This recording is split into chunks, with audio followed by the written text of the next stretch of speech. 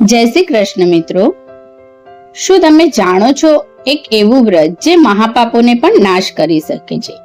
એક એવી એકાદશી જે સુખ, સમૃદ્ધિ, મોક્ષ આપે છે.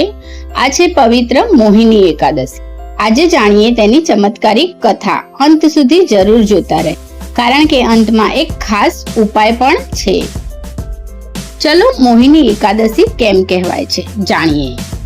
પ્રાચીન સમયમાં સમુદ્ર મંથન થયું. એક તરફ દેવો, બીજી તરફ દાનવો. સમુદ્ર મંથનમાંથી અમૃત નીકળ્યું, પણ પ્રશ્ન હતો, અમૃત કોણ પીશે? ત્યારે ભગવાન વિષ્ણુએ ધારણ કર્યું અદ્ભુત મોહિની સ્વરૂપ.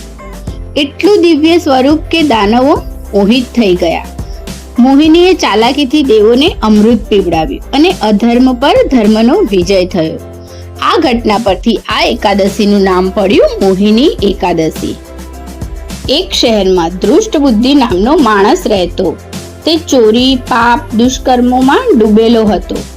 એક દિવસ તેને એક ઋષિ મળ્યા. ઋષિએ કહ્યું, મોહિની એકાદશી વ્રત કર, તારા બધા પાપોનો નાશ થશે. દુષ્ટ બુદ્ધિએ શ્રદ્ધાથી વ્રત કર્યું અને કહેવાય છે કે તેના બધા પાપો ધોવાઈ ગયા અને તેને મુક્તિ મળી. જાણીએ મોહિની એકાદશીનું મહત્વ.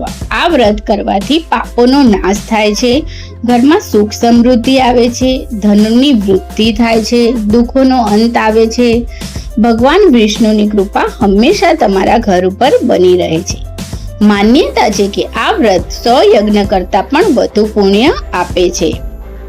આ વ્રત કઈ રીતે કરવું? સવારે વહેલા ઉઠો, સ્નાન કરીને ભગવાન વિષ્ણુની પૂજા કરો, તુલસી ચડાવો, દીવો પ્રગટ કરો અને આ દિવસે મંત્રનો જાપ કરવો.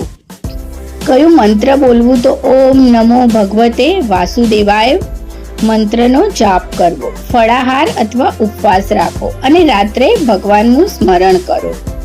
તો ચાલો જાણીએ ખાસ ઉપાય. મોહિની એકાદશીના દિવસે તુલસી પાસે ઘીનો દીવો પ્રગટાવો અને મનથી એક ઈચ્છા માંગો.